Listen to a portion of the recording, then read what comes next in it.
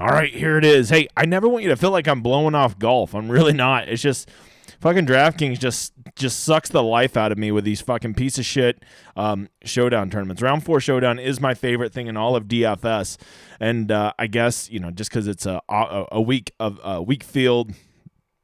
And NFL's here. I mean, look at that, $12,000. Just fucking insulting. A quarter of it to first. I mean, I guess that's not that bad. It's still worth playing if you like playing Showdown. So that's it. It's just frustrating. So, anyways, round 3 today, the course played way tougher. I was checking, my I got in the $1,500, what is it called, the Country Club or whatever this week, because there was an overlay. I was like, I don't want to do a $1,500 lineup this week, but the man loves an overlay, so it was a plus EV play. Had 3 guys miss the cut on the number, so that was rough. Right at the number, I don't fucking remember. All right, once I saw they missed the cut, I was like, fuck this lineup. So I was only sparingly checking in today. A lot of college football to sweat. And I noticed the scores, man. They were rough today. They were rough. And then I come over here and look, and the course, I mean, let's just for context, the course played 3 under, 2 under, over par today. Crazy. So I think there's a lot to be said about that, because as you saw today, those winds really did protect the course finally, right? It's really the only defense this course has, and they really picked up around 1 o'clock, and the scores went down the tube. Now, tomorrow we're going to see some winds too, right around the same time. They pick up right around 1 o'clock, but not quite as severe. But I still bet this course probably plays right at around even par, maybe just a hair under would be my guess, right? So how does that affect us whenever we're going to make our picks tomorrow? Well, the first thing you got to remember is we still don't have, they didn't magically bring out the cameras for round 4, or for round 3, I guess I should say. So we still don't have any strokes gain data. So really we can just make a lot of educated guesses. So something if you want to look at, remember, Data Golf is completely free. This is not behind the paywall. You just go over there to where I went, the live tournament stats or whatever it says. Go look at guys that are in the tournament and go see guys, maybe guys that, especially specifically for round 3, guys who hit a lot of greens and regulations, like Garrett Higo, had a lot of greens and regulations, 13 out of 18, but managed a 3 over. So that, Jonathan Bird, really high, 14 of 18, 2 over, right? That means these guys were on. Adam Schenk, what the fuck? I mean, he must have had a blow-up hole if he had 15 of 18 greens and was plus 5. Either that or he was 3-putting like me. So that's one thing to look at, right? Another thing to look at, probably my favorite, is, because it's round 4, we do need to give some consideration. All these guys that are T9 and higher, I think you go up here and you pick your 2, maybe 3 favorites, because I don't think as many guys are going to be charging tomorrow as we normally see. So if you want to play 3 guys from up here, that's okay, but I wouldn't pick all 6 of your guys from up here. You want to get some guys that, can go shoot a -4, backdoor top 10, and now they've got you all those birdies, and they're going to be lower owned, and they've backdoored you those placement points, right?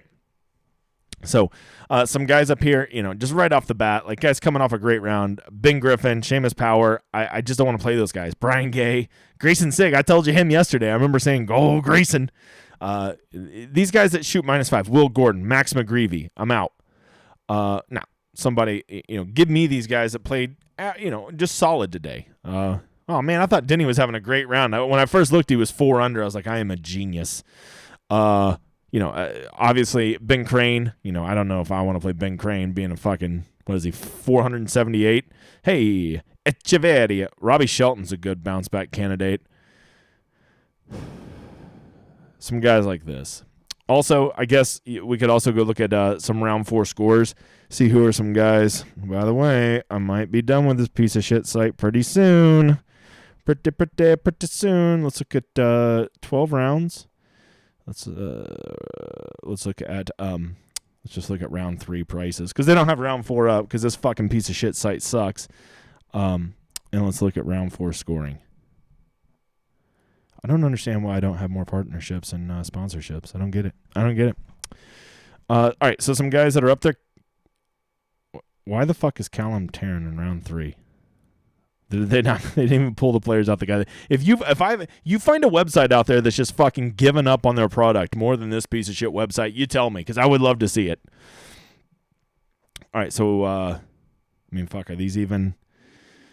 Look, here's some guys. I'm just gonna put it up on the screen. Now I'm reluctant to even know which of these guys is still in the tournament and which isn't, because I didn't really look today. Hey, there's Grayson Sigg again. So there's just some guys. I'm sorry. I'm in the works for a new partnership. I'm not just gonna go kiss the first fat chick that shows any interest in me. So I'm exploring some options. Okay, so yeah, these guys up here that had great rounds, I don't think that they're automatically off, especially somebody like Seamus Power, who's a really good player. I mean, relative to this field, he could go just boat race this course tomorrow. But a lot of these other guys, I'm very nervous about. I'm not going to count on Brian Gay to have a great round again, Max McGreevy to have a great round again. I'm just not Jean Van der Laan. Not going to count on that, right? I also wouldn't be playing guys that are probably, what do you need to get up to? You got to get up to minus 12 to be in the top 10. So I would say probably like this minus 7 is probably a good cutoff range. I don't know if I'd go diving much lower than Lashley, Soon You'll Know, Dylan Wu, Aaron Marai. That's a pretty good one.